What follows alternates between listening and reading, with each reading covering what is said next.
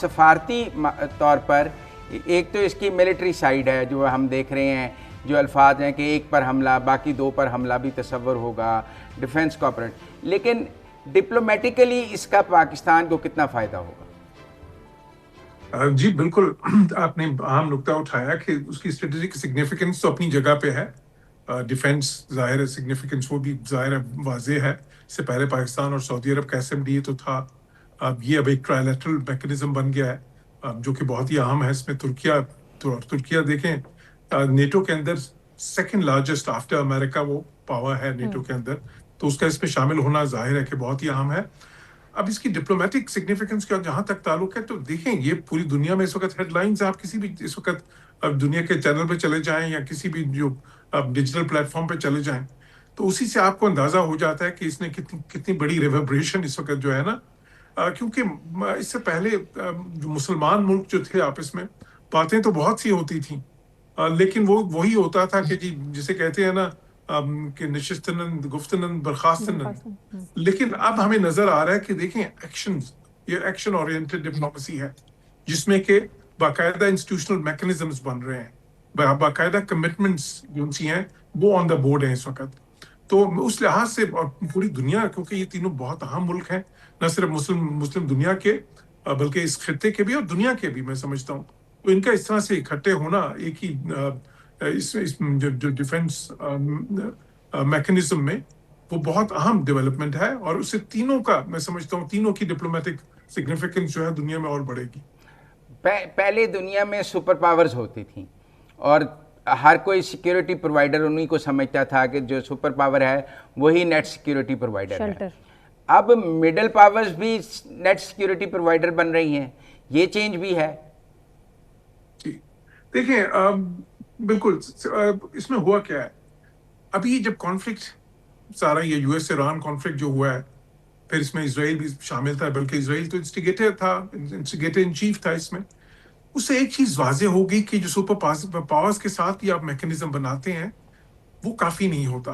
اب امریکہ کے کتنے بیسز تھے یہاں پہ آپ دیکھیں، اب ان کی ادھر نیول پاور کتنی زیادہ ہے، پورا ان کا ایک نیول فلیٹ، اور امریکہ کا نیول فلیٹ جو ہے وہ دنیا کی بیشتر نیوی سے بڑا ان کا ایک فلیٹ ہے. تو وہ جو ہے، اور اس خطے میں تو ان کے ایک سے زیادہ فلیٹ جو ان سے وہ ایکٹیو تھے. لیکن اس کے باوجود وہ سب کچھ ناکافی ہو گیا جب یہ سارا کانفلکٹ ایکسپینڈ کیا. تو اس سے یہ چیز سامنے آئی کہ ایک multi Laird security frame work ہونا چاہیے، صرف امریکہ پہ انحصار نہیں ہو سکتا. اور دیکھیں، میں یہ چیز واضح کر دوں کہ میرے نزدیک، میں پہلے بھی کہتا رہا ہوں اور میں نے اس کی طرف اشارہ بھی کیا تھا کہ یہ فریم ورک آنے والا ہے، لیکن ساتھ ہی ساتھ میں نے یہ بھی کہا تھا کہ یہ امریکہ کو ریپلیس نہیں کر رہا اس خطے سے. یہ جو امریکہ کا ڈیفنس آرکیٹیکچر ہے اس کے خلاف نہیں ہے کسی طرح سے بھی. یہ جو ہے ایک multi layered security framework اس خطے میں بننے جا رہا ہے، اور وہی درست سمت ہے میں سمجھتا ہوں. کیونکہ اس سے جو ڈیٹرنس بڑھتی ہے، اس سے جو ساروں کی جو ڈیفنس کیپیسٹی بڑھتی ہے، اس سے جو سیکیورٹی انہانس ہوتی ہے، کیونکہ وہ خطے کے ملک جب تک خود شامل نہ ہو اس میں، اور خطے کے اراؤنڈ جو ملک ہیں، جو ریجنل پاورز ہیں، وہ اس میں شامل نہ ہو، جن کے اندر اس قسم کا اعتماد ہے اور جو اس خطے کے معاملات کو بہت بہتر سمجھتے ہیں، اور پھر جن کے ایران کے ساتھ بھی تعلقات بہت اچھے ہیں، پاکستان کے بھی بہت اچھے ہیں، ترکیہ کے بھی بہت اچھے ہیں، دونوں ہمسایہ ممالک بھی ہیں ایران کے. تو اس لیے جو ہے نا، جو ڈیپتھ ہے نا ان کی جو سیکیورٹی یا ان کے جو ڈیفنس ڈیٹرنس میں، وہ اس سے آئے گی، اور نہ صرف GCC کنٹریز کے لیے آئے گی بلکہ پاکستان اور ترکیہ کے لیے بھی اس کی وہی سگنیفیکنس ہے. ان کی ڈیٹرنس، ان کی ڈیفنس میں بھی اور زیادہ ڈیپتھ آئے گی. پر آپ دیکھیں نا، اسرائیل کے لیے تو یہ ایک تھریٹ ہوگا نا، اور امریکہ ہمیشہ سے اسرائیل کو بھی نوٹی بوائے کے طور پہ رکھتا ہے، تھریٹ پرسیپشن لاتا ہے، پھر GCCs کو کہتا ہے میرا اسلحہ اور خریدو، میں سیکیورٹی کرتا ہوں آپ کی. تو وہ جو اس کا بیلنسنگ ایکٹ ہوتا تھا، اس کو یہ تھریٹ نہیں ہوگا، یہ جو الائنس ہے اگینسٹ اسرائیل، یہ اس کا زیادہ بڑا رول ہوگا امریکہ کی نسبت؟ اچھا دیکھیں، میں یہ نہیں سمجھتا کہ یہ اسرائیل کے خلاف الائنس ہے. میں نہیں سمجھتا کہ یہ الائنس کسی بھی ملک کے خلاف ڈائریکٹڈ ہے. جو ہے یہ الائنس جو ہے، یا یہ جو اسٹریٹجک فریم ورک ہے، یہ ہے ڈیٹرنس بڑھانے کے لیے، اور کسی بھی ایگریسر کے خلاف، کوئی بھی ایگریسر ہو دیکھیں اگریسر اگر آپ کی ڈیٹرنس ہوگی, آپ کی ڈیفینس کیپیسٹی ہوگی, تو پھر آپ کی طرف وہ آنکھیں جو ہے نا کوئی بھی میلی آنکھوں سے نہیں دیکھے گا. میں سمجھتا ہوں کہ اس کا بنیادی کلیہ یہ ہے. یہ نیٹو کی طرح کا معاہدہ نہیں ہے. نیٹو تو جب بنا تھا ظاہر ہے سوویت یونین کے خلاف بنا تھا, بعد میں بھی پھر انہوں نے کہا کہ جی یہ ہمارا ایڈورسری ہے, یہ ایڈورسری ہے. اس معاہدے میں کوئی اس قسم کی بات نہیں ہے کہیں بھی. جو پاکستان سعودی معاہدہ ہوا تھا اس میں بھی یہ بات نہیں تھی. ہم بات ہے کہ اگریشن جو ہے نا کون کرنا چاہے گا. جو بھی اگریشن کرنا چاہے گا یہ معاہدہ جو ہے اس کو روکے گا.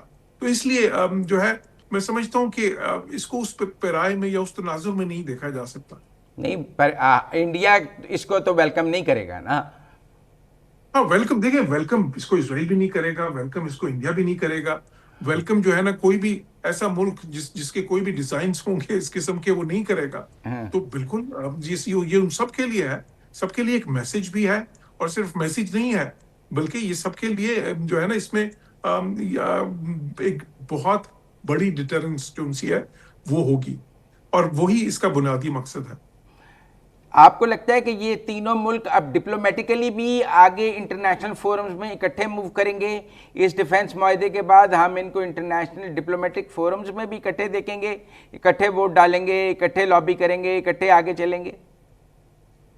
دیکھیں میں تو سمجھتا ہوں کہ یہ تینوں ملک جو ہیں پہلے بھی انٹرنیشنل فورا میں پاکستان اور ترکیہ کی مثالی کوآپریشن رہی ہے, ایگزمپلری. اسی طرح پاکستان اور سعودی عرب کی بالکل مثالی کوآپریشن رہی ہے ہمیشہ سے انٹرنیشنل فورا میں. تو اب تو ظاہر ہے پہلے بائیلیٹرل پلین پہ تھی پاکستان ترکیہ, پاکستان سعودی عرب اور سعودی ترکیہ, وہ شاید اس لیول کی نہیں تھی جس طرح کی پاکستان کے ساتھ دونوں ملکوں کی تھی. لیکن اب ظاہر ہے تینوں ملکوں کی ایک اکٹھی ہوگی, اور دیکھیں اس سے سینرجی بڑھتی ہے. ان سے تینوں ملکوں کی جو اسٹریٹجک سگنیفیکینس ہے وہ بڑھے گی, تینوں ملکوں کی ڈپلومیٹک پرومیننس بڑھے گی, اور تینوں ملکوں کی ڈیفینس ڈیٹرنس بڑھے گی. ایجپٹ نہیں دیگر آیا اس میں, پہلے شروع میں تو کوارڈ بنا تھا, ایجپٹ تھا, پر ایجپٹ لے آف ہو گیا. نہیں میں نہیں سمجھتا کہ لے آف ہو گیا, اور میں نہیں سمجھتا کہ کوئی کوارڈ اس طرح سے بنا تھا. دیکھیں اب جب شروع ہوا تو پاکستان اور سعودی کے بیچ ہوا, اب اس میں ترکیہ ایڈ ہوا ہے. ایجپٹ کے لیے بھی جو ہے ممکن ہے, میں سمجھتا ہوں کہ مستقبل میں اور بھی ممالک اس میں شامل ہو سکتے ہیں, اور ہوں گے بھی میں سمجھتا ہوں. تو دیکھیں یہ تو ایک مثال ہے نا جو قائم کر رہے ہیں بہت ہی اہم 3 اسلامی ملک. اور ایک بار جب یہ ظاہر ہے جب یہ کامیابی سے آگے بڑھے گا تو اور بہت سے ملک اس میں آنا چاہیں گے. وہ کہتے ہیں لاسٹ ٹائم جب فیصلہ کیا تھا کہ تیل بند کرنے کا, تو اس کی بھاری قیمت اسلامی ممالک نے چکائی تھی. تو اب امریکہ نے اس کو بڑا ریئیکٹ کیا تھا, اور پھر اسیسینیشنز بھی ہوئی تھیں. اب اس کے بعد اب اسلامی ملک جو ہیں ہمیں اکٹھے ہوتے ہوئے اتنے عرصے کے بعد نظر آ رہے ہیں. جی بالکل, لیکن وہ دیکھیں اس کا جو ہے نا اس وقت معاملہ کچھ اور تھا. وہ سارا کچھ جو ہے نا اس وقت دیکھیں وہ کیا ہوا تھا, وہ آپ کو یاد ہے کہ شروع کہاں سے ہوا تھا. تو سب کچھ سب سے پہلے وہ بیت المقدس میں جو حملہ ہوا تھا, وہ پھر جو آتش زدگی کی وہاں پہ کوشش کی گئی تھی, وہاں سے پھر وہ جو مسلمان ملکوں کی یہ OIC تو وہیں اس کی بنیاد تو وہیں پہ پڑی تھی نا. اور پھر اس کی جو ہے اس کے بعد اسرائیل کے اوپر جو نوازشات تھیں بہت زیادہ, اور اس کی وجہ سے جو خطرات تھے, تو اس پہ پھر مسلمان ملکوں کا ریئیکشن تھا. لیکن ابھی معاملہ جو ہے صرف اسرائیل کا نہیں ہے. اس وقت معاملہ جو ہے وہ جس طرح میں نے کہا کہ کسی ایک ملک کے خلاف ڈائریکٹڈ بھی نہیں ہے. اس وقت معاملہ ہے کہ ایک دیکھیں جس طرح EU ہے, اگر EU میں ان کے آپس میں اکنامک کوآپریشن کتنی زیادہ ہے, لیکن ان کی ڈیفینس کوآپریشن بھی ہے, وہ ایک مختلف جو ہے وہ EU کے پلیٹ فارم سے بھی ہے, لیکن نیٹو کے پلیٹ فارم سے بھی ہے. تو اس میں بھی سب کا فائدہ ہوا. تو اسی طرح جو اس خطے کے ملک ہیں وہ بھی سمجھتے ہیں, خصوصاً جو اہم ترین ملک ہیں اور جو مسلمان ملک ہیں, وہ سمجھتے ہیں کہ ان کے آپس کے زیادہ جو تعاون جس طرح باقی شعبوں میں ہے, جو بہت ہی ظاہر ہے ان کی ہم آہنگی بھی ہے, اس کو اگر دفاع کے شعبے میں بھی ٹرانسلیٹ کیا جائے, بلکہ تعاون تو آلریڈی بھی بہت سا چل رہا ہے, لیکن اگر اس کو جو ہے نا ایک ایسے میکانزم میں بدل دیا جائے کہ جس سے کہ وہ ایک میں سمجھتا ہوں کہ ایک ناقابل تسخیر ہو جائے ان کی ڈیٹرنس, تو وہ صحیح راستہ ہوگا.